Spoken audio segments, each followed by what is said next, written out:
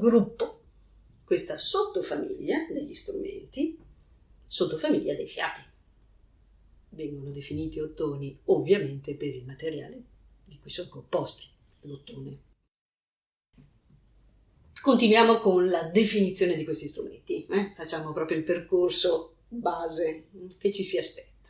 Strumenti ad ottone, la famiglia è composta da strumenti immediatamente riconoscibili o perlomeno che noi abbiamo ben evidente. Insomma, se parliamo della tromba e del trombone, tutti sanno che sono gli ottoni.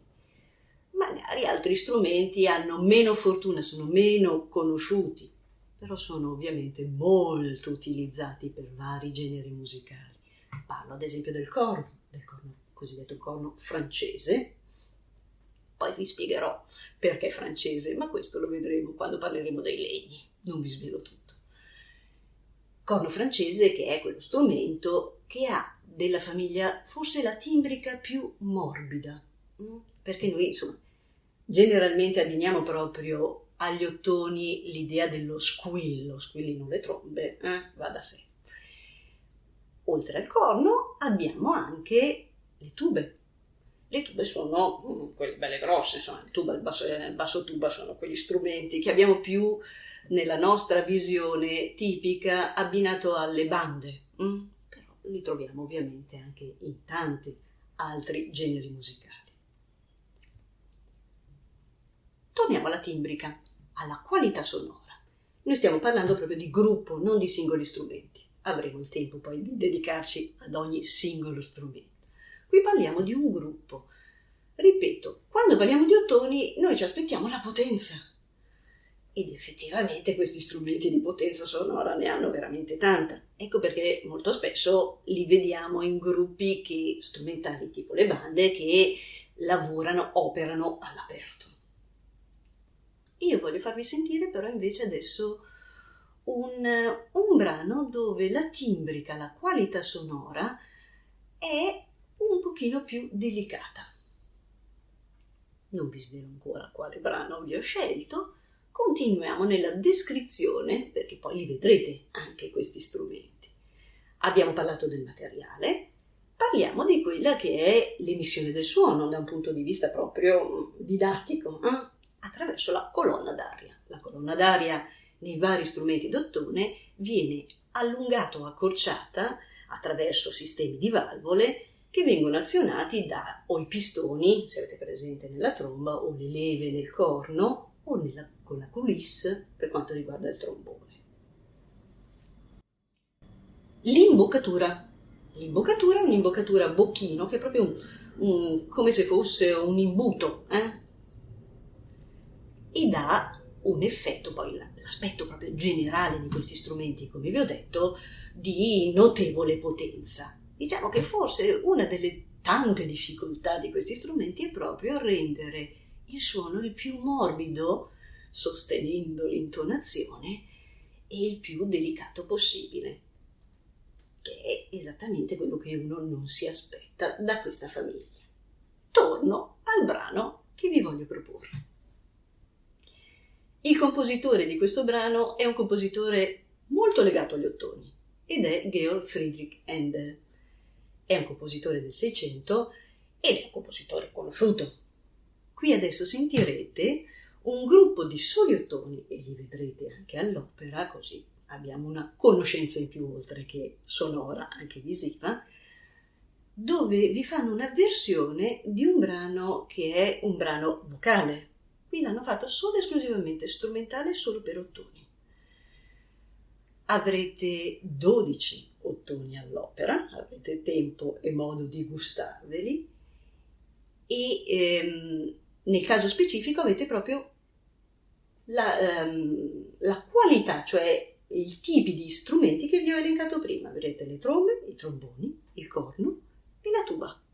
Quindi avete tutta questa carrellata di strumenti.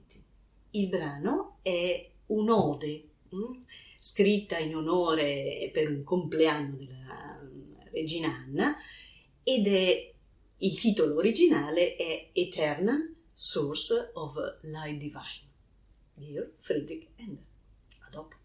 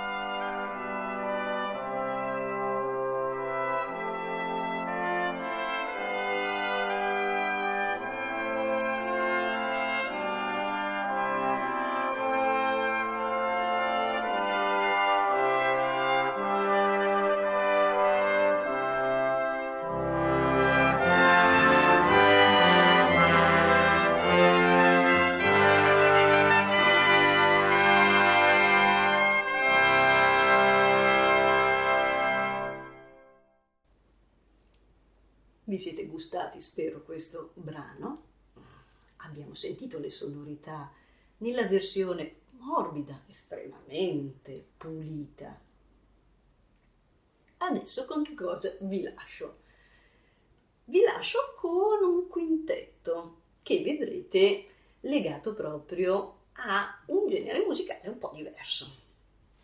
Nel caso di questo brano volevo anche farvi puntare l'attenzione anche su quelli che sono degli aspetti proprio meccanici che vengono spesso abbinati agli strumenti, agli ottoni, generalmente più nella musica jazz o musica leggera che in quella classica, cioè le sordine.